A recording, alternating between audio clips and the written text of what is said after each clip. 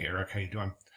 Sometimes in my in-ground classes, I'm really able to do a lot of things that I can't do online. One of the things that I do with some of my students in my on-ground classes are I say, okay, you're going to design this piece, but you are not going to use any drop shadows, any screened back graphics, any watermarks, nothing. You're no special effects allowed.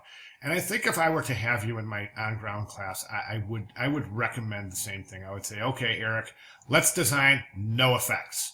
Okay, because quite honestly, I think that we've talked about this a couple of times, and this goes back to week one, where if you go back and take a look, I went back and looked at my comments, and one of my comments was that I think you have a propensity to over design, and you're really trying to add effects to your logos, which I think is a mistake. I think that's very clear right here. I really think this is compromising the integrity of the logo, because basically when we back down here, and this is one of my favorite tricks, as you know, but I constantly am really moving back on zooming out to see how things look at a smaller size. Now, as you can see, okay, my dog's about to go off. I'm gonna put you on hold for 1 second. I'm so sorry. Sorry about that. There was a SQIRRIL in my yard. SQUIRREL, however you spell it, but I can't say the word obviously because it'll go off. Anyway, all right. So as we can see when we back down here, it's starting to fall apart here. It really is, and it looks like it's almost going to disintegrate. And I think that's a mistake because I think it's almost a gradient effect. Okay, and I say this, Eric. I say if I were your AD and we were sitting here and I would look at this, I'd say, and you're one of my designers, I would say, okay, this is fabulous work, but why can't we just leave it like this? Why do we have to add these effects? I don't understand. Why can't we just do this? That would be my question. And if you have an answer, I'd like to hear it. I really would. I'd like to hear the reasoning behind this. If you can sell me on it, go ahead. And that's, I'm not saying me, I'm saying any art director is going to say the same thing.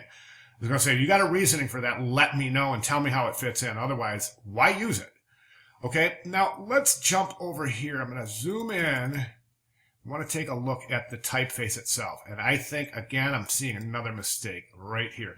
Using this distressed typeface, it doesn't fit in with your concept. There's nothing else distressed in any of your work, and it doesn't work. There's nothing pointing to the reason why you're using a distressed typeface there. I hope I'm making sense. Remember, in concept design, everything on that page has to have a reason. And this doesn't have a reason. So, and I also think it's a little too decorative with this loop right here and the really you can tell that the X axis is going to be up here, about somewhere up here on this typeface. So it's just really, I don't think it's traditional enough to fit in with this mark, because it's a gorgeous mark. It is traditional though. So I would go with I keep telling students to try other sans typefaces. And one of the things I recommend quite a bit is using a typeface from the Universe family. And the reason I recommend Universe is because it is a modern sans serif. It does have an extremely contemporary feel. And it has several different weights in the family. And you'll be able to really, really use those weights to your benefit. So that's my recommendation. One thing I would say about the mark is that it almost seems like the spiral is too loose. Now, I love the spaces between the shapes, and we went over that, but I'm wondering are these all the same shape? Because I'm just wondering if we can't maybe elongate as we come out. See, so that the purple would finally maybe even end over here, just to close that down a little bit. And almost give it like the spiraling circle effect. Again, red, then yellow, maybe out a little bit, then the green, maybe a little more, the blue, and then finally the purple. Okay, and I don't know, try it. I think that's really going to take care of this unusual white space right here, which is really an unusual way for the eye kind of wanders into this and then just kind of get stuck. And think of it like, think of it like a boy, like think of it wandering, think of walking through and finding a hallway and just really finding yourself walking in and then there's nothing there. So that's what the eye does basically. The eye goes like this. What my interpretation is, the eye goes like this. You take a look at it. The eye starts right up here and it comes down here, which is nice because it leads to the type. If you're the type of person who starts with type, you're going to go like this, you're going to read that. And that's why I kind of want to close that thing down a little bit, because when you do look at this as a group, you're kind of perusing the negative space and your eye just kind of gets forced in there where it's stuck. Okay, and I think that is really amplified over here with these watermarks.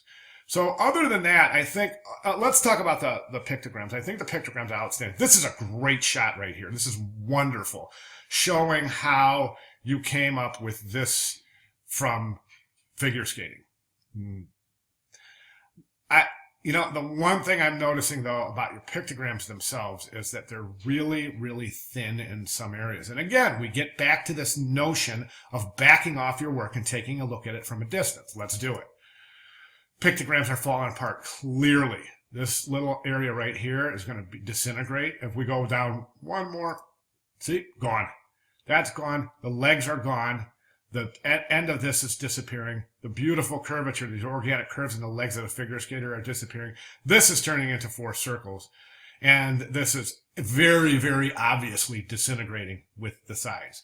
Okay, so the fix there would be to beef up, maybe even use white. I don't know, just these little hairline strokes will never work. And keep that in mind in design. It's sizing your work is something that really needs to be taken into consideration in every design piece that comes out of your studio. This is fabulous. These are great. I love these banners. Looking really good. Okay, and then the ticket looks great. However, I think that some of the areas of the ticket, I think you should really concentrate on using this whole area for your information, because that's going to be, this right here is the most important part of the ticket, because it's an international audience, a multi-language audience. So this has got to be really super crystal clear. For example, I think these are too close together. I would open up the spacing between those lines because it's just too jumbled and it could get confused. And then the top over here, I'm just not a whole lot of contrast up here. So again, being that this is one of the most pertinent, think about going to an event and missing the event because you realized that you had read the information wrong. You would be livid. I know I would. So think about that. Okay. Other than that, I think you're doing really fabulous work. And I like your attitude, and I like the way that you're approaching this work. For example, you're saying, I'm still trying to move at a steady pace with this. And that's what design is about. A lot of students go, okay, I got 2 hours on Friday from 8 to 10. I'll do my project then. Do you see what I'm saying? This is smart, going at this with a slow, steady pace, working on it every day, as opposed to, once a week or whatever. So, all right, great job. If you have any questions, Eric, please feel free to give me a call. Give me a call. I mean, shoot me an email. All right. One other thing I just noticed is you've got these really sharp areas right here in your pictograms. I think it's a mistake. I would stick with these organic lines as opposed to these geometric lines. And I think that will really help smooth out some of these areas. All right. Great job. Thanks, man.